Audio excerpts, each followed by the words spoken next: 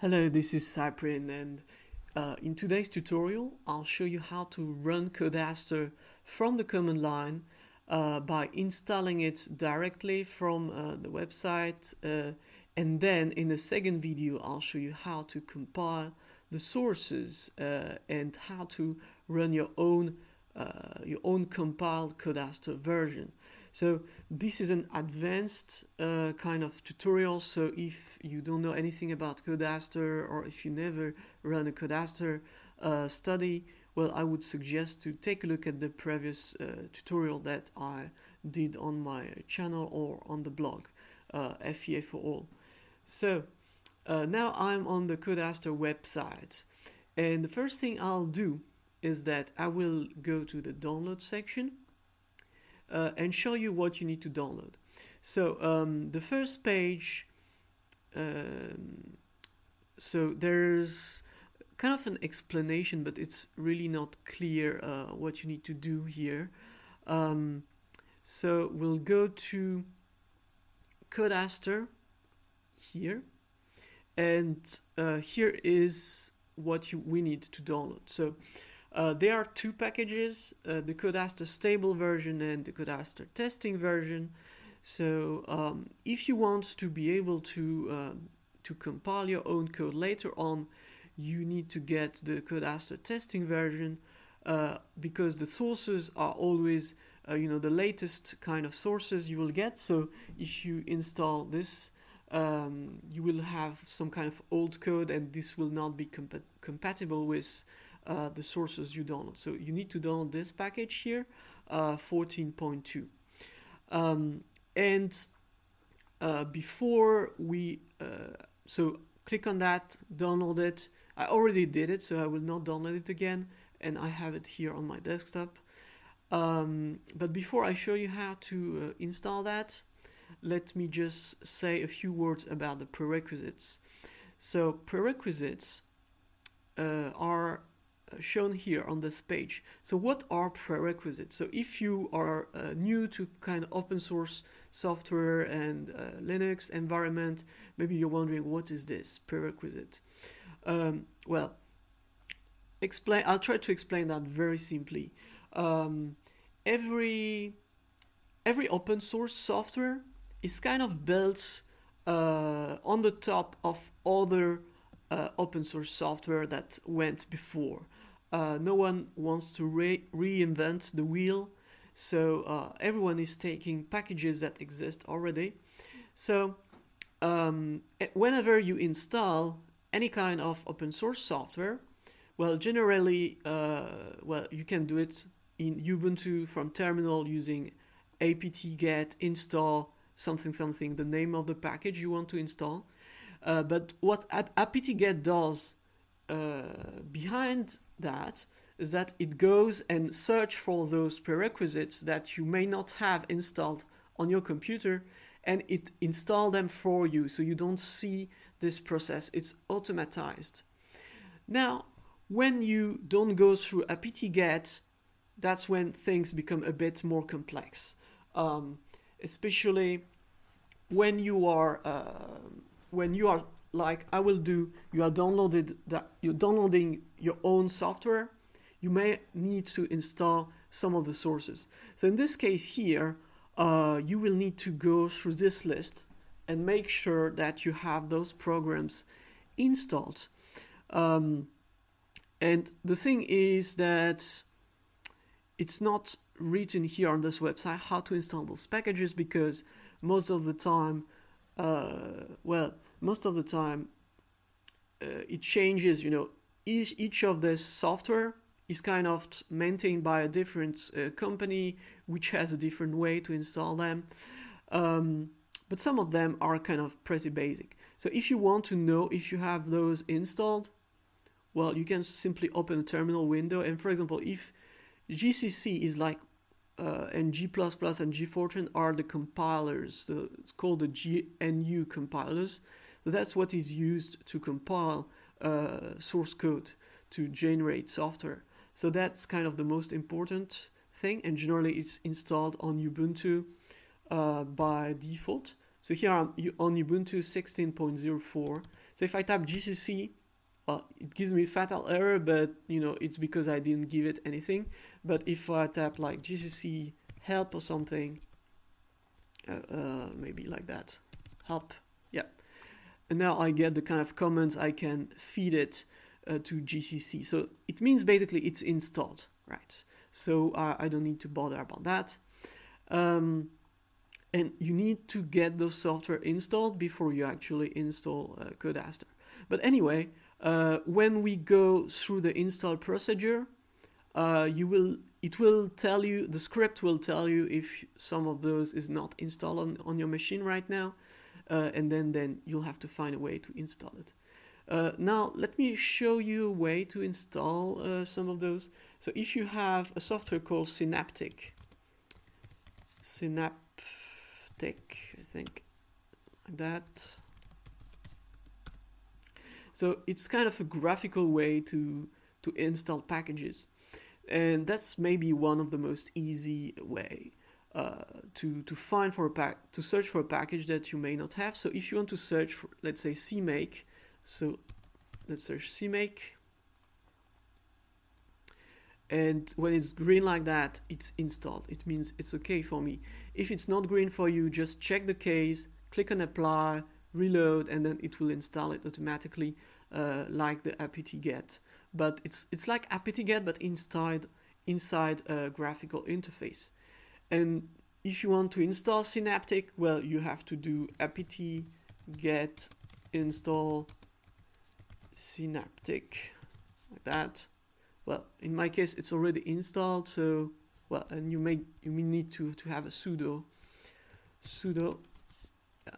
So in my case, it's already installed, so basically I don't need to install it again, but you have to install this command, install Synaptic, then you launch Synaptic using sudo synaptic, and then you search for the packages you want to install, you install them. And when these packages are installed, you can go to the next step, which I will show you right now, is the installation of Code Aster from this command line software point of view. So without the Salome interface. So if you're searching the easy way and you don't want to bother about code and everything, well, don't just install Salome. This is much more straightforward. You don't have to do all what I will show you in this video. Just download the latest Salome, and there is only one script to run, and everything is inside one package. You don't have to bother about all that. But now, why am I showing that? I'm showing you that because later on I will show you how to download the sources of the software and how to compile it. So if you want to do that, you will need to use the method that I'm about to show you. Okay, so let's suppose that you have all of those installed on your machine.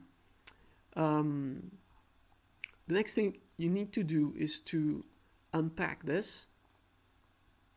So let's extract it on my desktop.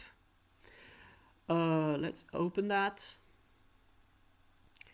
And you have some kind of README file inside, but it's kind of difficult to understand what they want to say. But basically, you should only understand one simple thing, is that you need to use Python to launch the script here, which is called setup.py, and this is what will install for you inside a specific directory. So Python setup.py install, and then give it the prefix.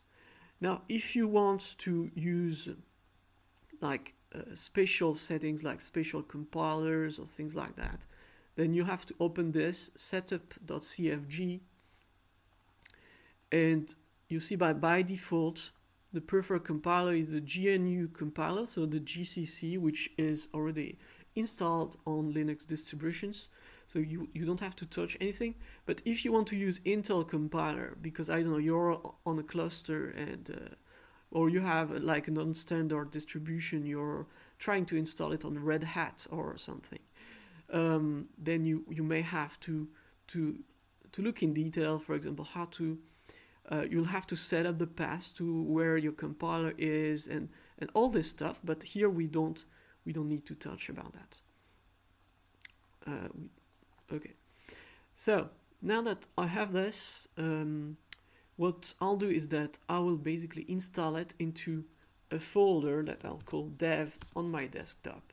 So that's very bad practice to install it on your desktop, but that's just, to show you how to do the things, and it will be graphically more interactive because you will see the things appearing inside this folder while I'm compiling. Well, not really compiling here, but while I'm running the script. Okay, so now right-click in this and open in terminal, and when you do that, it automatically goes into the right folder, desktop, Aster full, etc. And now we will just run the script using Python. So you need to have Python 2 2.7 for this version. It's not Python 3 is not supported yet, so you need Python 2. So to check if you have Python, just click on Python and launch the interpreter, and here Python 2.7. It's okay, it's installed. Let's exit, and now Python, and then name of my script, setup.py, install, and I need to give it, what was it? Prefix. Let me check. Oh, not this one. Let me check again. I need to give it prefix, yeah, and the path where I want to install it. So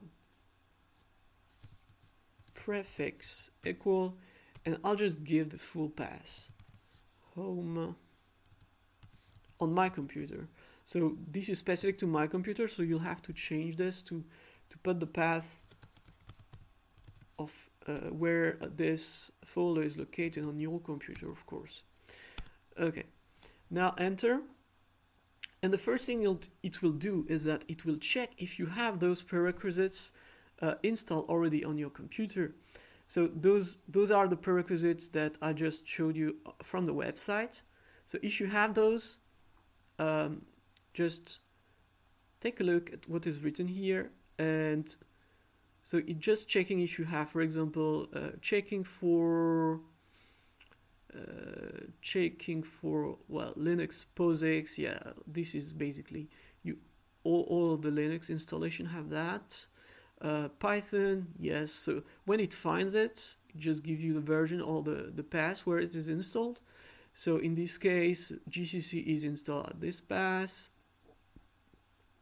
It found this kind of libraries, libz.so, which are kind of Debian libraries.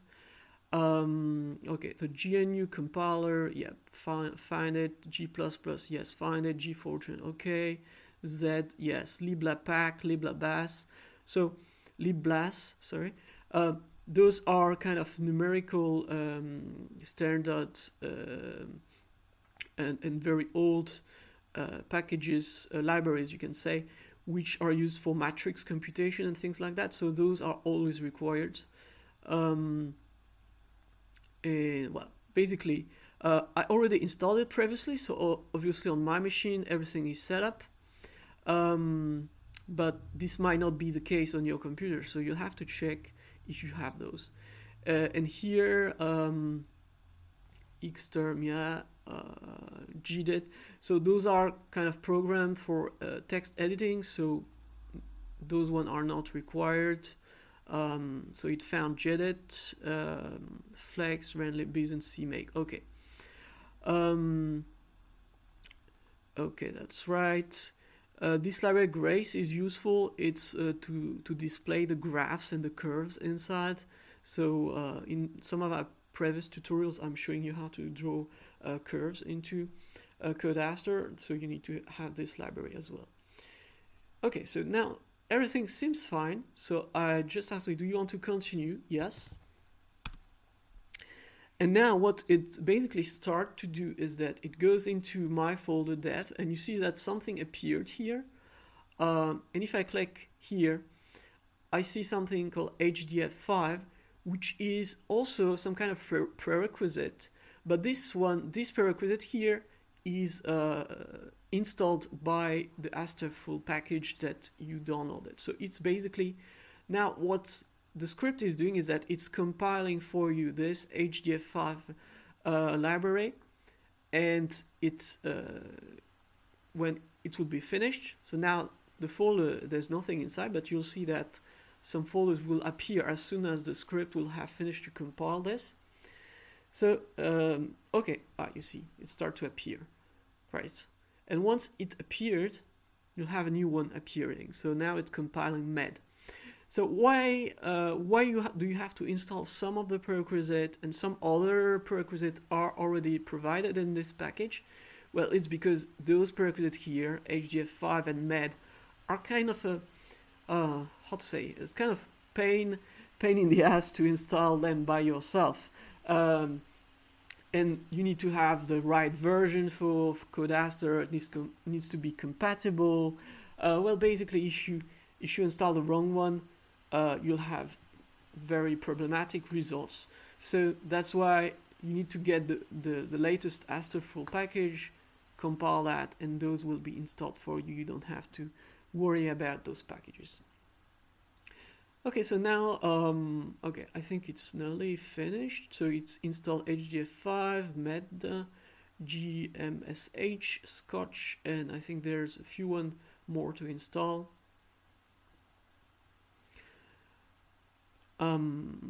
These HDF5 and med are actually very important because they handle the file format for the mesh files, and those are external library which are doing all the job for instead of Code Aster, you can say. I think it's almost finished. Let's take a look at the script. Now it's installing mumps. So mumps is the solver actually. So mumps is kind of very important package. If it's not compiled correctly, well, you're not able to use the solver, so that would be problematic.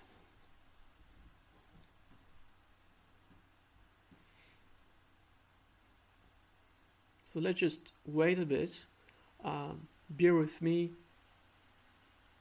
until we have everything installed.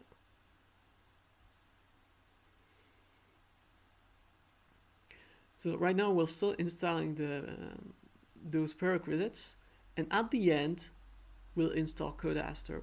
So you'll see the Code Aster compilation done.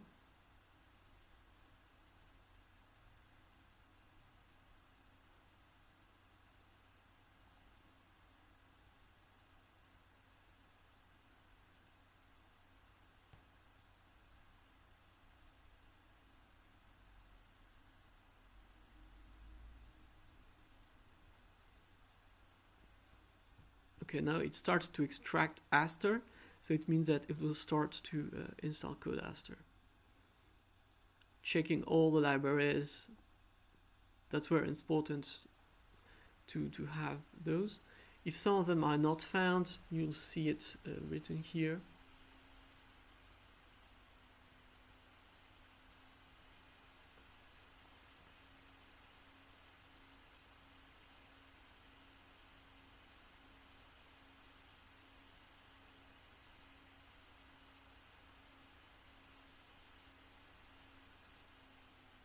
Okay, and now it started to compile the Code Aster source code. You see a lot of F90, so those are kind of the core of the Code Aster files in Fortran, and you see that it takes a bit some time because there are more than 8,000 files to compile.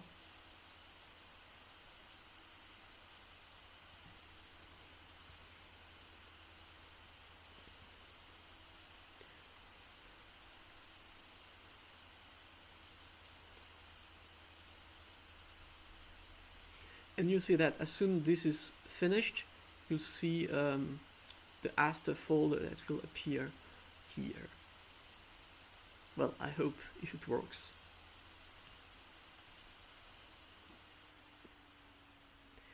And again, I want to say that the environment you're in is very important. Here I'm using Ubuntu 16.04. It's not necessarily the best configuration because Code Aster is at the basis is kind of built for Calibre 9, which is some kind of Cyprien version. But anyway, Ubuntu is quite close to it's quite compatible, so generally it works quite well as well. And if you want to be the most compatible, well, Debian is maybe better, but Debian is just, the interface is much less user-friendly than Ubuntu right now.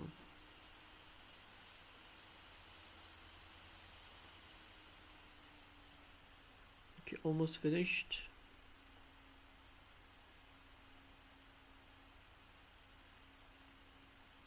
Okay, so now you see you have this 14.02 which appeared and the script just resumed. So, and now you see what have been installed. You have a summary of the installation, and first of all, those are the prerequisites, so everything is okay until here. So if something was not installed correctly, it will show you like that, failed, and then you'll have to take a look at, you know, the part in the script where this was installed and see what actually failed and why. In my case, TFL is the mfront package, so it's the package to handle in a quote simple quote way the material dates, the material models. So if you want to generate simple material models, you have some kind of package called mfront, which helps you to generate this. It's a bit like UMAT, if some of you know that, but it's not in Fortran. It's a bit more easier to read installation. So you can search in Google mfront if that's interesting for you. Anyway, in my case, it was not installed because this is kind of a pain in the. It's a kind of you know, difficult to install, and it's okay because later on I'll show you how I will kind of. I will not install this package. You don't have to install everything. Some of them are kind of not necessarily required. So I will disable that when I compile Code Aster, and I will not take it in account. Well, and if I really need it, then I will need to go and find the source of the error, and maybe I lack some kind of prerequisite or I lack some kind of things, and try to find how to install that, and that will take a bit of time to do this kind of thing. But anyway, I don't need it here. Now that I have Code Aster installed, and this is the principle and the most important thing now. But maybe what you're wondering is, okay, I installed it, I configured it, but where is it and how can I launch it, right? It's kind of difficult to understand that the first time. Well, you have a folder called bin, and in this folder you have some programs like asrun and ASTK, and other are links to programs which are located somewhere else. But basically, these asrun and ASTK are two ways to run Code Aster without the graphical interface of Salome. So, but now, if you try, let's say, to go in this terminal, and you try to run asrun or something, well, it tells you it's not installed. Be careful about that, because it tells you can install it by typing sudo apt install Code Aster run, but don't do that. Don't do that. This is not correct, because this will fetch you a very old version of Code Aster run, which is like, I don't know, it has not been updated for years. This is not what you want to do. If you do that, you will have an old Asren version installed somewhere on your computer, which will cause a lot of problem after that. And if you did that, just uninstall this Code Aster run. Fine, just do apt-get remove and put the name of this package and remove it. That's not what you want. So how do you run that? Well, let's go into this 14.2. And you have, let me check, no, etc. In the etc you have a Code Aster folder, and in this you have a profile.sh. So in this profile.sh you have some kind of links to tools and libraries that you need, and some of those tools are what are used actually to run Code Aster. So what you need to do is, in the terminal, you have to source this file. So now I'm in the dev folder, right? So let's do a source, and let's find this path. So etc tab Code Aster and profile.sh, enter. And once you source this, so here I'm using the word source, but you could also use just a dot like that, dot etc something something, and Code Aster profile.sh, it will do exactly the same. Once you source that, it tells basically to the terminal that where your Asren is installed, where your ASTK is installed, and it tells everything it needs to know to run this. So now if I run Asren, I type the sep command, it directly can't find it. You see that it tells me, Asren. Well, now it gives me some kind of error because it doesn't know what it has to do. I just typed Asren, I didn't give it any comment. But basically, that's now it can find it. So you need to source this, and then you'll be able to run it. And now I prepared a little test case to see if to show you how it works. So my test case is here in my desktop. Let's close some of those things. Right.